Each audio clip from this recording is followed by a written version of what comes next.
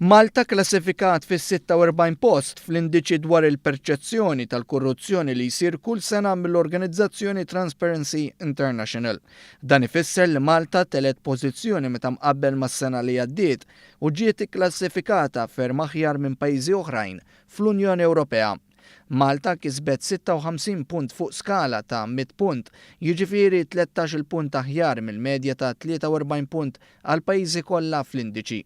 Fl-analiżi dwar perċezzjoni ta' korruzzjoni fil-pajjiżi Ewropej, l-indiċi tal-organizzazzjoni Transparency International juri li Malta mhix fost il-pajjiżi Ewropej fejn hemm problema b'korruzzjoni.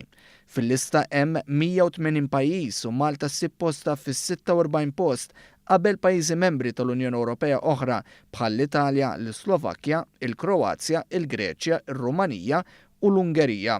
Dan tal-aħħar hu pajjiż fejn il-Parlament Ewropew rid jibgħat missjoni iżda l-Ewroparlamentari tal-Partit Nazzjonalista opponew.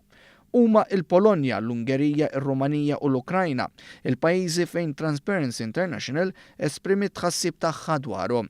Fil-fatt issir referenza b'saħħitha lejn is-sitwazzjoni f'dawn il-pajjiżi. Jirriżulta li minkejja l-kampanji tal-Partit Nazzjonalista dwar korruzzjoni fl-aħħar snin, is-sitwazzjoni f'pajjiżna ma marritx allar.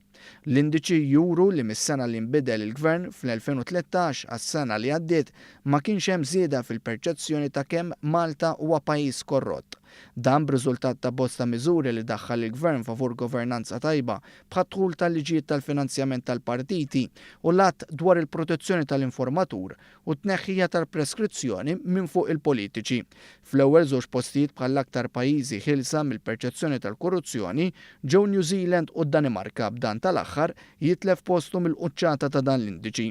Transparency International qalet li l-indiċi tal-perċezzjoni tal-korruzzjoni juri li l-maġġoranza tal-pajjiżi ftit li xejn qed jagħmlu progress biex jiġġieldu il-korruzzjoni.